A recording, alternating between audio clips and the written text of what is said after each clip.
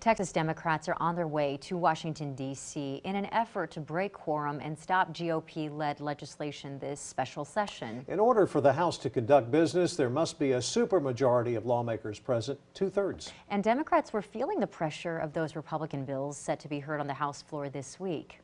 KXAN's Maggie Glynn live at the state capitol with our top story. Britt and Robert, the Senate gavelled in this morning, but the House wasn't set to gavel in until tomorrow morning. So instead, House Democrats met right here downtown Austin, hopped on a charter bus and headed to Austin Bergstrom International Airport, where they got on at least more than one private jet to head to D.C.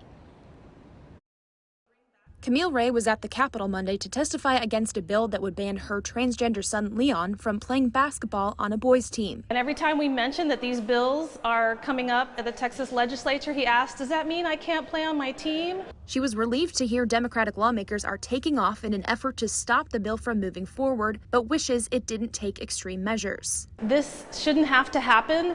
They should be here doing the work that we want them to do. They should be fixing the grid. They should be working for better public health. Democrats have promised since day one they would do anything to keep the trans bills, new voting regulations, and a critical race theory ban from passing. All this hateful legislation needs to end, but we're here now, and we are going to fight these bills tooth and nail, and every option is on the table. And Republicans were ready. Respectfully, all options on the table, for myself as well. During regular session, House members quietly walked out on the last night before deadline. What the Democrats did is they left for a church in Austin just a few miles away.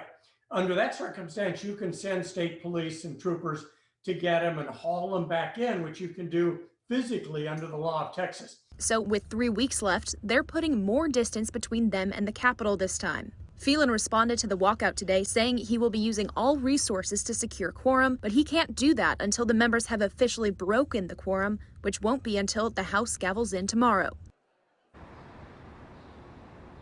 Now, these Democratic lawmakers would need to stay in D.C. for the remainder of session, which is about 3 more weeks. But even upon their return, the governor can just call another special session immediately after. Reporting live from the Capitol, Maggie Glynn, KXAN News. I do want to first start by making a statement about the legislators in Texas who are showing extraordinary courage and commitment.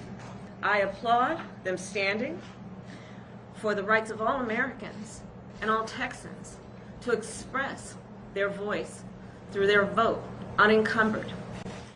Vice President Kamala Harris is praising Texas Democratic legislators for flying out of town. Harris said fighting for voting rights is, quote, as American as apple pie.